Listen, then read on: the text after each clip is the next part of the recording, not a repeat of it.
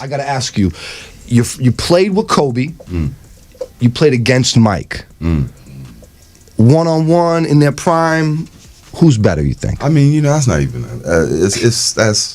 that's hands down. I mean, people I give Kobe's props. I think he came in young. So him and Eddie Jones were on the Lakers together. Yep. That's all I remember is playing against those two. So both of those guys didn't want to even see me his first 2, 3, 4 years. Yeah, you killed him. He grew up, took over the league. Yeah. Give him all his, right? You know, I give him props. Mike is a whole different thing. Yeah. Yeah. That's a whole... So you saw Kobe as like a puppy. I mean, I knew I put it like this, man. I see him as a puppy. Yeah. So 18 to 22, he was learning his way. Right. He was raw. He was nice. And I was still like, you know, that's the nicest 18-year-old I ever played against. Yeah. But I was 24, 25. I was a full-grown man. So I was like, whatever. I'm going to serve this kid right now. I don't care who he is. So he went through that. Yeah. But what I like about Kobe is that when I got to the Lakers, he was like, let's play one-on-one. I was like, I'm just getting in shape, you know. Let me get my body right. I'll get with you in about 30 days. It was training camp. Yeah. And he was serious. He's like, let's go one-on-one. And his whole thing, what he told me later, was like, I remember when you used to go at me. Yeah. You know, and that's his way of coming back at me. I grew up. I've been honing my skills. I'm ready. So I respect him, and I think he's the Don Dada for that. Of course. But Mike is a whole different thing. So I had to guard them both. And it's not even like, Mike, let me go to sleep tonight. Let me chill. Let me rest the next day. Let me stay focused. Let me eat the right things. Yeah. Kobe, not saying that you had to switch it up, but I didn't have that fear. Yeah. You know, Mike would have, you know, you better bring your game. I can You go had for Mike in 50 his tonight. prime. Like, oh, yeah, Mike in his prime. We went at it toe to toe, head to head. I know, loved me. of course. Mike was like, man, you never back down. You're strong. Yeah. Hops, I love you. Yeah. God, he put me in his all-star games. Him and Mike loved me, you know, as far as where I used to come. But Mike is the best player in the world ever. LeBron, Kobe, nobody can fade that. Yeah. Nobody can. You played alongside Kobe. You faced Michael Jordan in his prime. So, who was better? For Isaiah J.R. Ryder, the answer came fast, firm, and without hesitation. That's not even close. Mike is on a whole different level. It wasn't said with bias or nostalgia, but with the weight of lived experience, the kind only earned in the fire of 90s basketball. Ryder isn't a media guy or a fan with highlight clips. He's a warrior from the roughest era of the game, a man who bled for every inch on the court. When he speaks, you don't hear opinions, you hear truth hardened by time. He played with Kobe, fought against Jordan, and saw both legends at their peaks. One was ascending, one was already the summit. The difference between them wasn't in numbers or awards, but in presence, that invisible pull that made Jordan feel less like a player and more like a natural force. Kobe's greatness was born from chasing that standard, studying that shadow, trying to touch what few ever could. And Ryder's words weren't meant to diminish Kobe. They were simply an acknowledgement of how far beyond the game Michael Jordan truly was. In truth, Ryder held deep respect for Kobe. He even called him the dawn of a new generation. But for those who ever stood across from Michael Jordan, there exists a line that words can't quite cross. A mix of awe and fear, respect and survival. It's the kind of presence that humbles even the fiercest competitors. Some legends are born from stories, others crafted by the media, but Jordan's legacy was forged in sweat, blood, and the haunted eyes of those he dominated. J.R. Ryder doesn't speak like a fan. He speaks like a survivor of an era ruled by a man who felt more myth than mortal. His silence says more than praise ever could, a truth that echoes through time. When you face Jordan, you stop believing in fairness. And when Ryder looks back, he remembers young Kobe, raw, fearless, hungry, but still a kid among predators. When Kobe was still a puppy, Ryder once said, he was the nicest 8-year-old I ever played against. Because in that jungle of giants, Jordan was the lion, and Kobe, the lone wolf learning how to hunt. He had fangs, that stare, and the kind of arrogance only found in those born to chase greatness. But when J.R. Ryder first went up against Kobe Bryant, Ryder was already a grown man, 25 years old, strong, confident, and fully aware of how to expose a rookie's inexperience. I was a full-grown man, Ryder recalled. I told myself, I got to teach this kid a lesson. I don't care who he is. And he did. Kobe, just 18 or 19 then, was still carving his place in a league ruled by men who'd fought for every ounce of respect they had. Kobe was the best young player I'd ever faced, Ryder admitted. But he was still a kid, hungry, fearless, but without the scars that teach what real pain means. Yet time would reveal something deeper about Kobe. When Ryder later joined the Lakers, he saw what truly set the young star apart, his memory. Kobe remembered everything. Every battle, every slight, every humiliation, every ounce of toughness he was ever handed. He carried those memories like fuel, turning every wound into a weapon. When they crossed paths again, Kobe didn't smile, didn't joke, didn't offer a handshake. He just locked eyes with Ryder and said coldly, "Let's play one-on-one." Ryder chuckled, trying to lighten the moment. "Man, I'm just getting back in shape. Give me 30 days. But Kobe wasn't laughing, not even a flicker. For him, every loss was personal, a debt unpaid until he could balance it himself. J.R. Ryder remembered that moment vividly, not as a challenge, but as a revelation. "That's why I respect him," Ryder said. "He remembered every time I went at him. And that was his way of returning the favor." Kobe wasn't just after revenge. He wanted to prove that he had evolved, that he was now the man who once humbled him.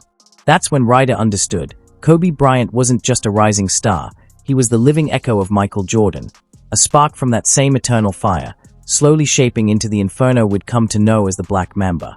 If Jordan taught the world how to dominate, Kobe learned how to endure pain until it turned him into something untouchable.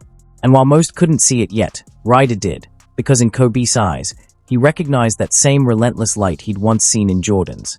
It wasn't the look of someone who wanted to win, it was the look of someone who refused to lose. It was the look of someone who refused to exist without winning. And when Isaiah J.R. Ryder says, "Mike is a whole different thing," he means it with the kind of gravity that words can barely carry. When Ryder talks about Kobe, there's respect, admiration for his drive, his growth, his obsession. But when he talks about Michael Jordan, there's something deeper, reverence. The tone shifts, his voice slows, heavy like he's describing a storm or a law of nature rather than a man. With Kobe, Ryder said, you could show up, play your game, go home, and sleep fine. But with Jordan, you had to prepare your soul. He wasn't exaggerating. With Mike, Ryder continued, I had to go home early, eat right, rest right, because when you face him, you better bring everything. Jordan didn't just play basketball. He demanded it from everyone around him. You couldn't coast, couldn't fake focus. He'd study you, tear apart your habits, expose every weakness until there was nowhere left to hide. That's what Ryder meant by different. Jordan wasn't just an opponent. He was a test of your will, your discipline, your very identity when exhaustion and fear started whispering that it was time to quit. Most players came to the court with a game plan. Jordan came with a ritual. Facing him wasn't basketball. It was a ceremony where your pride, poise, and manhood were all put on trial. He didn't need to talk trash to make you feel small. His silence did that better than words ever could. One look from him could shake your core, make you question yourself in real time. Do I really belong here? And if you hesitated, even for a heartbeat, he sensed it, like a predator circling wounded prey. The air itself seemed to tighten when he locked in. His smile would fade, his eyes would narrow, and suddenly the arena would feel smaller, quieter, heavier. Every player who's ever faced Jordan tells the same story. It wasn't just a game, it was an awakening. For J.R. Ryder, that realization hit hard. You didn't just train your body to face Michael Jordan, you had to prepare your entire being. He forced discipline out of you, in how you ate, how you slept, how you thought, because deep down, you knew that if you didn't, he'd dismantle you. That was Jordan's power, the fine line between competition and confrontation, between playing a man and surviving a legend. He wasn't just trying to beat you, he was trying to break you. Your rhythm, your breath, your belief.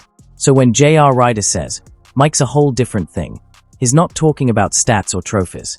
He's talking about something deeper, a presence that bent reality itself. Jordan didn't just dominate the game, he reshaped it into his own arena of fire and will. Every matchup with him became psychological warfare.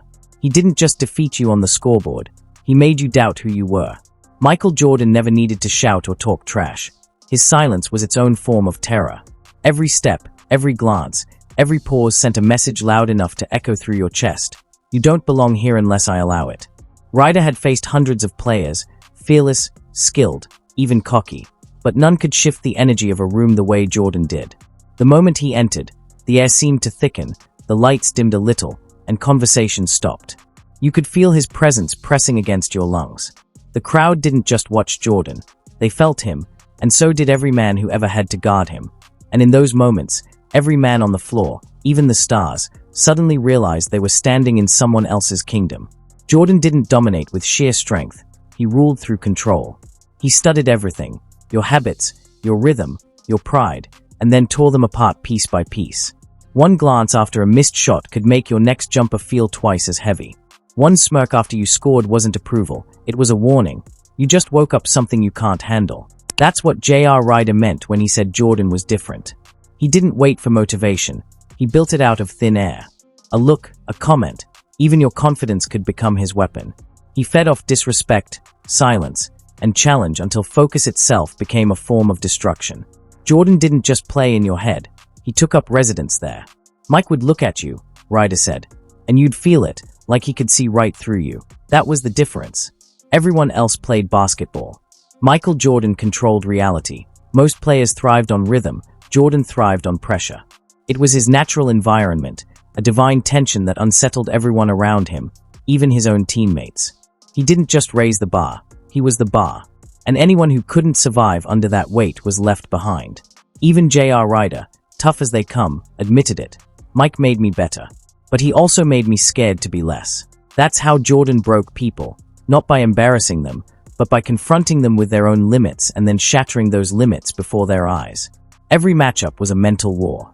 Jordan didn't just play against you, he played through you, twisting your emotions, reading your reactions, and weaponizing your ego. And when you finally cracked, he didn't celebrate or taunt. He'd just give a quiet nod, the kind a teacher gives when the lesson has sunk in. Ruthless? Absolutely. But beneath that ruthlessness was something pure.